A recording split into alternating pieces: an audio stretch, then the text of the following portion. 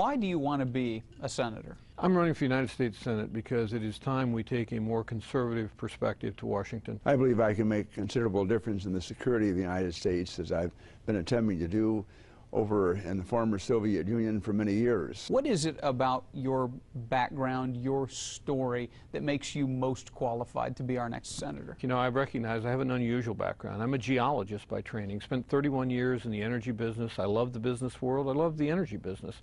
But because I had that 31 years in the private sector, and the only public full-time employment I've ever had is my 6 years as state treasurer, I take quite a different perspective than those who've spent an entire lifetime in government. You know, I want to make government smaller. Well, I believe in terms of foreign policy, I am the right man because I do know the leaders of almost every country. They come to visit me. But in addition to that, I've been chairman of the Agriculture Committee because I'm a farmer. I'm managing 604 acres of soybeans and corn and hardwood trees there in Indianapolis.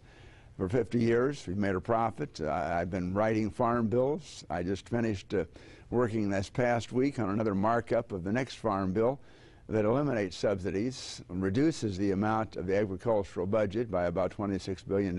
What's the greatest sorrow or trial that you've ever been through, that you're comfortable sharing, and how did you get through it? Well, I think the loss really of my dad and my mother. My parents not only loved me and my brother and my sister, but they made things available for us in terms of our education, in terms of the farm background, working at the farm. Likewise, they took us to church, Sunday school, church, Methodist Youth Fellowship.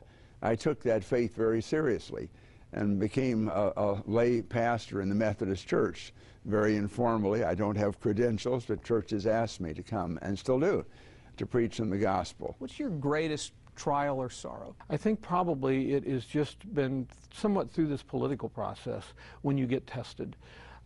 There are times when people you expect will be your friends let you down. There are other times that people you don't know would come forward, would do great things to help you. I think probably the greatest sorrow is just at times when I've run and not been successful, and it's that sense of letting down so many people who come forward to help you. This is a very humbling business, and to have people do things that they can't afford, write checks they can't afford, to work hundreds of hours for you, and then when you lose, you let them down, it's a very, very sad day.